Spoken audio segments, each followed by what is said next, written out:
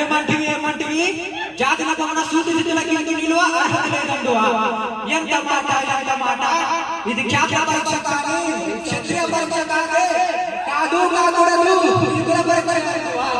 నీ దగ్గర భరద్వాజు జన్మమింది, అది జిగుప్సాకరమైన నీ సంభవం. మట్టి కుండలో పుట్టితివి కదా, నీది ఏ కులము? ఇంత ఏళ అశ్వత్ పితామహుడు గురుకుల వృద్ధుడైన ఈ శాంతనవుడు శివసముద్రుల భార్యకు గంగా గర్భమును జన్మించలేదా? మాతో చెప్పుదు ఏమయ్యా. మా వంశ మూల పురుషుడైన వశిష్ఠుడు దేవవేశాడు ఊర్వశి పుత్రుడు కాదా?